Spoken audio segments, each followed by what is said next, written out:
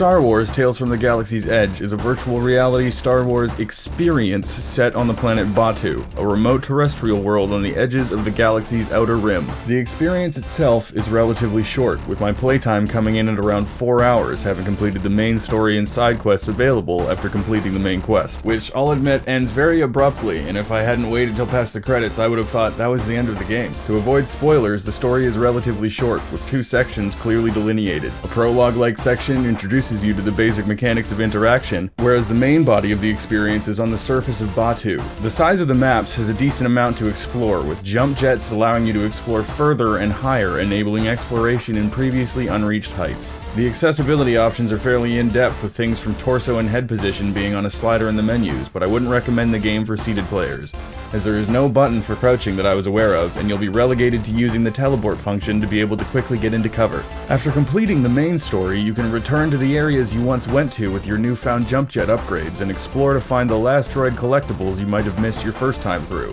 The graphics are both good and bad, with weapons looking crisp and standing out for their smooth operation and details, to muddy and pixelated ground textures leading to pixel hunting for some loot drops from enemies, as things like credits and coins can be hard to see. I feel like had they stuck with a more Clone Wars style cartoonish aesthetic, this could have been avoided, and while a grittier tone would have been harder to achieve, the actual experience is fairly lighthearted.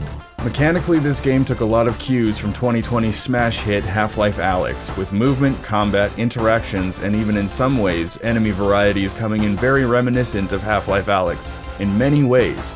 Weapon variety, while limited to 4 handheld guns you can find at various points, is relatively strong, opting instead of creating a plethora of weapons to create 4 that feel and fire well as a player. There are 3 types of drone you can use, each one a various version of the drone Luke trained with in the original trilogy, as well as healing items and grenades scattered around the map. In my brief time with the experience, I found myself, despite the best intentions of the developers, genuinely frustrated with some aspects of the combat. The enemies having drones of their own is fine, but when the map begins to throw a literally endless flow of environmental enemies, as well as expecting you to keep your head on a swivel for members of the Guavian Death Gang, it can be overwhelming at best, or on harder difficulties, legitimately frustrating. So the question comes down to, is it worth $25 to $30? And I think that depends on a couple factors. If you're a fan of Star Wars like me, aspects of the game will be redeeming enough that the flaws will be easily overlooked. And the idea of future DLC does actually excite me. Without spoiling aspects, if you collect every ingredient for the bartender's drink, you get access to a 15-minute story that makes me very excited for future DLCs, but also question the direction of the rest of the game. If you aren't a Star Wars fan, the price tag is harder to justify.